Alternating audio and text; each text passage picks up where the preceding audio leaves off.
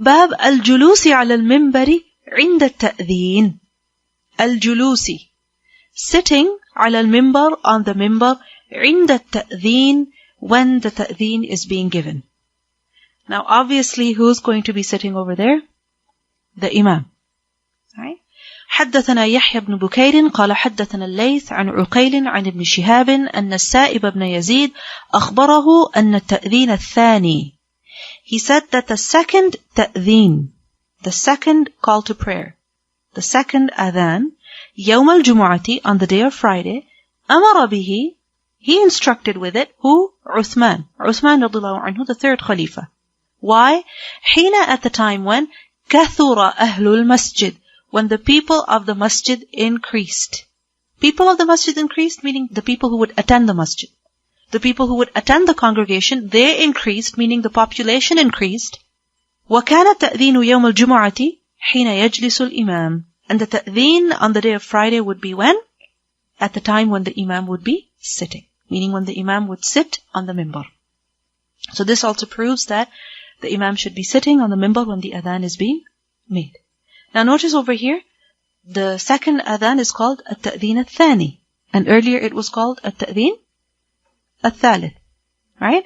So this doesn't mean that there are 3 adhans or there are 2 adhans. The reason why 3 adhans was said was again why? 2 adhan, meaning adhan and iqama. Okay? And the third adhan, meaning the one that Uthman radiallahu anhu started, which is described as the second one over here, in the marketplace. And what was the reason behind that? Because the number of the people had increased, so that everybody would hear. There were no microphones at that time. Likewise, there were no alarms or anything. Right? And you know that the adhan is only to be made when the Imam comes in. So if somebody is far from the masjid, then obviously they would miss out on the khutbah. Now, what is amazing over here is that Uthman radiallahu anhu started this. Umar radiallahu anhu did not. Okay, Uthman radiallahu anhu did. Does this remind you of something about Uthman radiallahu anhu and Jummah? Remember what happened to him once? That he was in the market, he was busy, right? And he did not get time to get ready for Jummah. He heard the adhan and he came to the masjid just with wudu, without even doing ghusl. And Umar radiallahu anhu was upset with him. That A, you come late, and B, you come without ghusl. So Uthman radiallahu anhu had been through it, right? And he wanted to make things easy for the people. So this is true. When you go through a difficulty yourself, right? Then you create ease for people. So he knew numbers are increasing. There's so many people. And obviously more people, more business, more shops. More bargains, right? More buyers, more sellers. So obviously you're going to end up spending more time in the market. What happens when the size of the mall increases? You need more time to go there, right? And why is it that the size of the mall would increase? Because there are more shoppers, right? So Uthman radiallahu anhu, you know that he used to do business. So he ended up coming to the masjid late once, and he didn't want that people should be coming late just because they didn't hear the adhan or just because they got busy with something. This is why he initiated the second adhan in the marketplace. In the marketplace. So nobody has an excuse. And this one, al-julusi ala al-minbari inda ta'deen. Imam, why should he be sitting on the minbar when the adhan is being made? What's the hikmah? What's the benefit? Okay, respect for the call. Any other wisdom? Save everybody's time. When the Imam will come on the minbar, then the adhan is said, because when the adhan is said at that time, then everybody's ready. Whereas if the Imam is just on his way to the minbar, and at that time the adhan is pronounced, it's possible that somebody pulls the Imam away and says, can you please come and do this with me for 5 minutes, for 10 minutes, 15 minutes, and the whole congregation is waiting.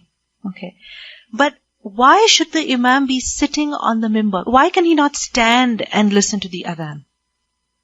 The thing is that if you are sitting and listening to something, as opposed to standing and walking around and listening to something, I mean, there is a huge difference.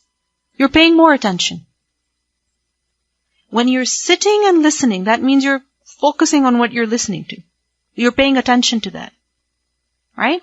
So the mu'adhin, his call is also very important and it's worthy of attention.